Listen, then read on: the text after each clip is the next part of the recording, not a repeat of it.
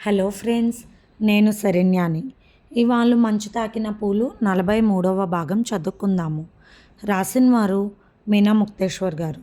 సంఘవి మరుసటి రోజు నుంచి తన వర్క్లో బిజీ అయిపోయింది. ఆ రోజు సెలవు కావడంతో సంఘవి సతీష్ వాళ్ళ ఇంటికి వెళ్ళింది. సతీష్, నీతో ఒక విషయం మాట్లాడాలి. నాకు పునర్జన్మ ఇచ్చిన వాడివి నువ్వు.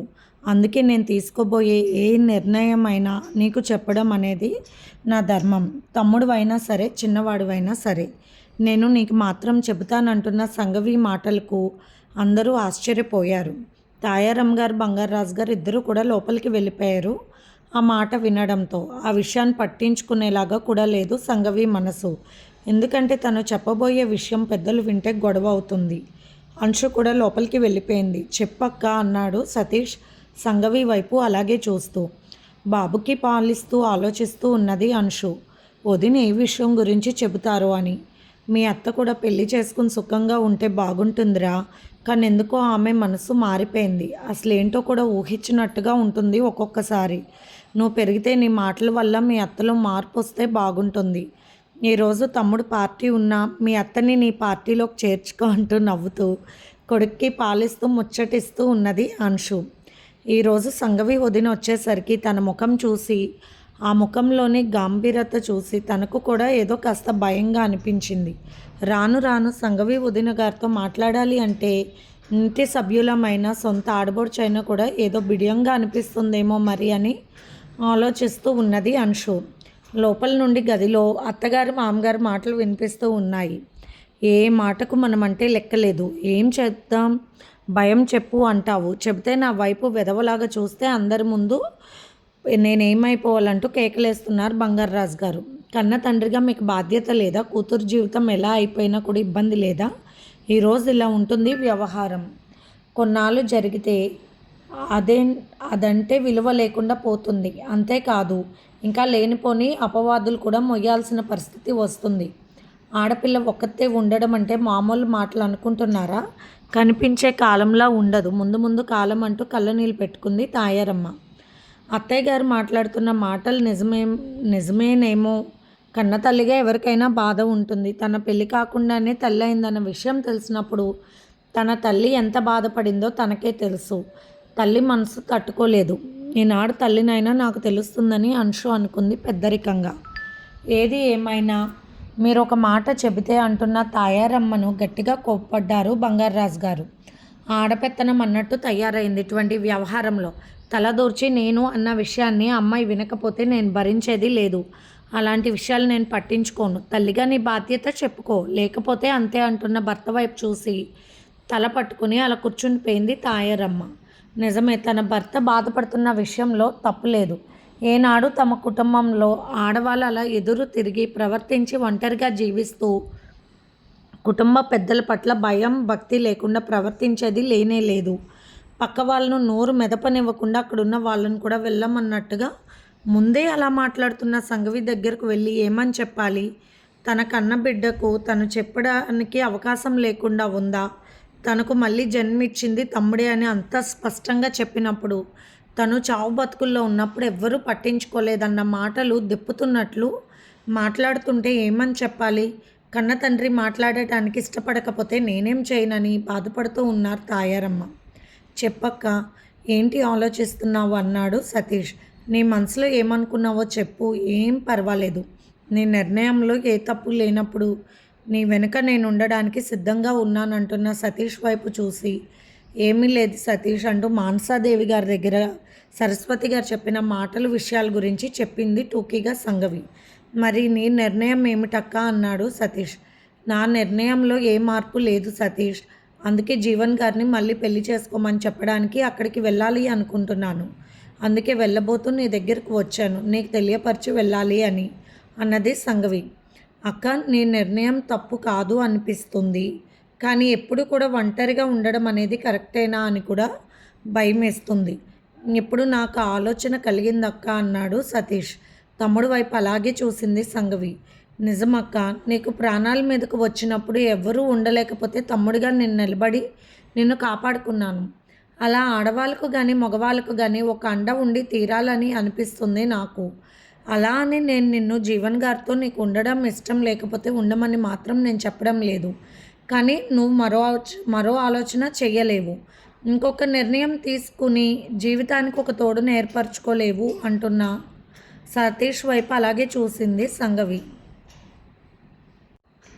తాయారం గారు కోపంగా బయటకు వచ్చారు. అంటే ఇప్పుడు ఆ జీవన్ని వేరే పెళ్లి చేసుకోమని నువ్వు చెప్పడానికి వెళ్తున్నావా? నీకు అంత ఘోరం జరిగింది. మీ అత్తగారు నిన్ను తన కుటుంబంలోకి ఆహ్వానించడానికి వచ్చినప్పుడు నువ్వు ఈ విధమైన సమాధానం అక్కడికి వెళ్ళి చెప్పాలనుకుంటున్నావా? నిన్ను అర్థం చేసుకుని మళ్ళీ వారి జీవితంలోకి ఆహ్వానించడం నీకు గొప్ప విషయం కాకపోవచ్చు సంగవి. కానీ నా వరకు నాకు గొప్ప విషయంగానే కనిపిస్తుంది. తప్పులు చేయని వారికి ఎవరూ లేరు. అంత నంగనాచులు ఎవరున్నారు? ఎందుకు అలా మాట్లాడతావు? 7 నెలలకే బిడ్డ పుట్టాడు అన్నట్టు సృష్టించిన నీ తమ్ముడి కొడుకు ఎలా పుట్టాడు? పెళ్లి కాకముందే నీ మరదలు కడుపులో పడ్డవాడు కదా. డాక్టర్ గారిని నేను అడిగితే నిజం చెప్పారు. 9 నెలల నుండి 10 రోజులు గడిచాయని. లెక్క అప్పుడే తేలిపోయింది నాకు చదువు లేకపోతే లేకపోయింది కానీ ఆలోచించే విజ్ఞత మాత్రం ఉంది అన్నది కోపంగా తాయారమ్మ. ఆ మాట వింటున్న సతీష్కి సిగ్గేసింది. అంశు బిత్తరిపోయింది. చిలికి గాలివానలాగా ఇది వేరేగా మారేలాగా ఉంది అనుకుంది సంగవి. ఇదంతా మీ కుటుంబం. ఈ కుటుంబంలోకి నేను వచ్చి ప్రత్యేకంగా ఒక నిర్ణయం గురించి చెప్పాల్సిన అవసరం అయితే నాకు లేదు. నేనేదైనా కానీ సరస్వతి గారికి చెబుతాను అంతే అంటూ పైకి లేచింది సంగవి. అక్క అంటున్న సతీష్ మాట గొంతులోనే ఉండిపోయింది. తాయారం గారు మాట్లాడుతూ నువ్వు సరస్వతి గారితో ఆ విషయాన్ని చెప్పడానికి వెళ్తున్నావా ఇప్పుడు అన్నది కోపంగా. అవును, ఆమెకి ఉంటుందిగా కుటుంబానికి వారసుడు కావాలని. అందుకే జీవన్ గారికి మళ్ళీ పెళ్లి చేయమని నేనే చెప్తానన్నది సంగవి గట్టిగా. నీకు పిచ్చి పట్టింది. ఏదైనా ఒక సమస్య వస్తే తమ్ముడు ఉన్నాడు అనుకుంటున్నావా? నువ్వు ఇదే విధంగా ఉంటే మళ్ళీ గుమ్మం తొక్కకు అంటూ గట్టిగా అరిచారు తాయారమ్మ గారు. అమ్మా అంటూ పెద్దగా అరిచాడు సతీష్. ఏమిటి ఇదంతా అంటూ బయటకు వచ్చారు బంగారాజు గారు. సంగవి అలాగే చూసింది. ఆమె కళ్ళల్లో నీళ్లు అలా ఉండిపోయాయి. ఏం మాట్లాడుతున్నావమ్మా నువ్వు అన్నాడు కోపంగా సతీష్. మరేమిట్రా? ఈరోజు ఇలాగే ఉంటుంది, రేపు నీ భార్య కోపం రాదా? ఇదే విధంగా పెళ్లి పెటాకులు లేకుండా వస్తూ ఉంటే ఎవరికైనా చిరాగ్గా ఉంటుంది. తన ఇల్లు తన వాళ్ళు తన భర్త అన్న జ్ఞానం ఏ ఆడదానికైనా ఉండాలి. అది కూతురైనా ఎవరైనా సరే అంటూ చాలా కోపంగా లోపలికి వెళ్ళారు తాయారమ్మ గారు. సంగవికి మతిపోయినట్లు అనిపించింది. అంశు బయటకు వచ్చింది. వదిన బాబు అంటూ ఇవ్వబోయింది సందర్భాన్ని మార్చాలని. నాకు పని ఉంది అంశు అంటూ పైకి లేచి బయటకు నడిచింది సంగవి. సతీష్ వెనక వెళ్ళబోతుంటే ఆటో పిలిచెక్కేసింది సంగవి. సతీష్కి బాధగా అనిపించింది. అక్క ఎంత బాధపడిందో. ఆమె నిర్ణయాన్ని నేను ఆమోదించలేనట్టుగా మాట్లాడాను అంశు అంటున్న భర్త వైపు చూసి, మీరు కరెక్ట్గానే చెప్పారండి. ఎప్పుడు ఒంటరిగా ఉండలేం కదూ. జీవితకాలం ఉండాలంటే కష్టమే. తన జీవితంలోకి మరొకరిని ఊహించినైనా లేను అని వదిన అంత ఖచ్చితంగా చెప్పినప్పుడు ఆమె జీవితం సరి చేసుకోవాలి కదూ.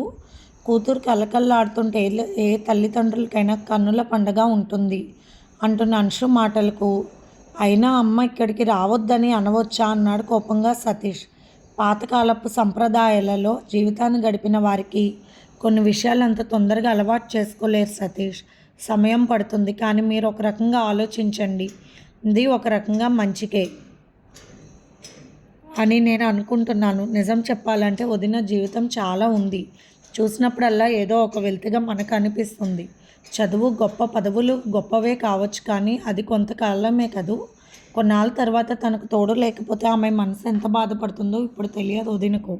ఆ చదువు పట్ల తను తీసుకున్న నిర్ణయం పట్ల శ్రద్ధగా ఉండలేనేమో అని ఎటువంటి అడ్డంకులు లేకుండా తనకు అడ్డు తొలగించుకోవాలని ప్రస్తుతానికి తగ్గట్టుగా ప్రయత్నాలు చేస్తున్నారు వదిన అంతే.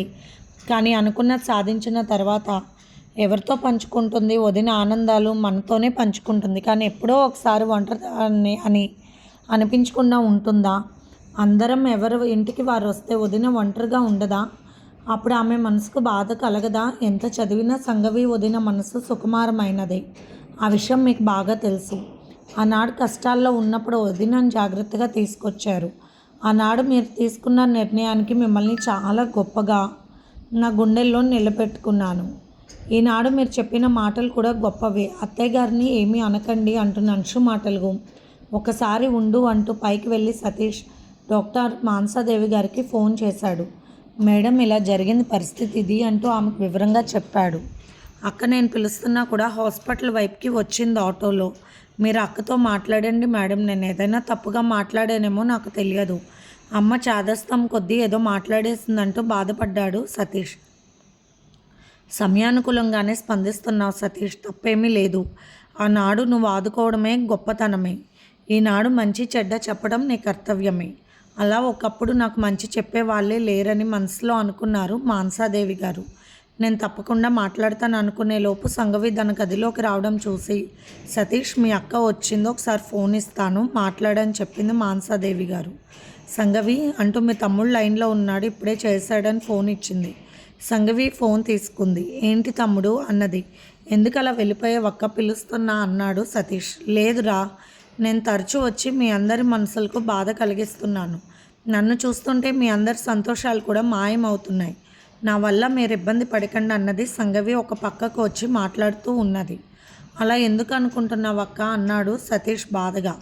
ఆనాడు నువ్విచ్చిన సపోర్టుతోనే నేను ఇలా నిలబడగలిగాను, కానీ ఈనాడు నువ్వు నా మాటకు సపోర్ట్ ఇవ్వలేదు కదరా అన్నది సంఘవి బాధగా అన్నది. ఆనాడు మా అక్క అమాయకురాలు, అన్యం పుణ్యం తెలియని ఒక పసిపప్ప లాంటి మనస్తత్వం ఉన్న అమ్మాయి. బిడ్డను పోగొట్టుకున్న తెల్లైనా కూడా పసిబిడ్డ మనస్తత్వం కలిగిన పాపాయి నా వరకు నాకు. అందుకే వెంట పట్టుకొని తీసుకువచ్చానక్క. కానీ ఈనాడు మా అక్క నాకే పాఠం చెప్పగలిగినంత ఎదిగింది.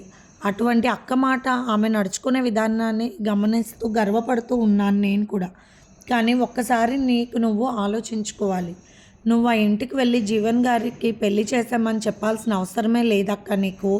వాళ్ళ నిర్ణయాలు వాళ్ళే తీసుకుంటారు. నీ చదువు మీద నువ్వే శ్రద్ధ పెట్టుకో. చదువు మీద పూర్తిగా శ్రద్ధ ఉన్న నీకు ఆ విషయం పట్ల శ్రద్ధ ఎందుకో నాకు అర్థం కాలేదు అన్నాడు సతీష్. అది కాదురా, వంశం కోసం అత్తయ్య గారు బాధపడతారంటేను అన్నది సంఘవి. ఎవరి అభిప్రాయాలను కూడా పట్టించుకొని నువ్వు ఈ విషయం మాత్రం ఎందుకు పట్టించుకోవాలి? ఏదైనా కాలమే నిర్ణయిస్తుంది. ఆ విషయాన్ని ప్రత్యేకించి నువ్వు వాళ్ళ ఇంటికి వెళ్ళి చెప్పాల్సిన అవసరమే లేదక్క అన్నాడు సతీష్. సతీష్ చెప్పిన మాటలు నిజమే అనిపించాయి సంఘవికి. మరొకలాగా అనుకోవద్దక్క, నీకు నువ్వు వెళ్ళి వాళ్ళకి ఆ మాట చెప్పి నిన్ను నువ్వే తేలిక చేసుకోవాల్సిన అవసరమే లేదు. ఈనాడు డాక్టర్ మానసాదేవి గారి దగ్గరకు వచ్చింది ఈ మాట అత్తయ్య గారి నోటి ద్వారా. తర్వాత ఆ విషయం నీ దగ్గరకు వచ్చినప్పుడు అప్పుడే నీ మనసులో అభిప్రాయాన్ని మొత్తం చెప్పు, అదే గౌరవంగా ఉంటుంది. ఆ విషయాన్ని మనసులో పెట్టుకుని నా వల్లే ఇదంతా అన్న భావనలో నువ్వు నీ లక్ష్యం పట్ల శ్రద్ధగా వహించలేవు, అంతే, అంతకు మించి ఏమీ లేదక్క అన్నాడు సతీష్.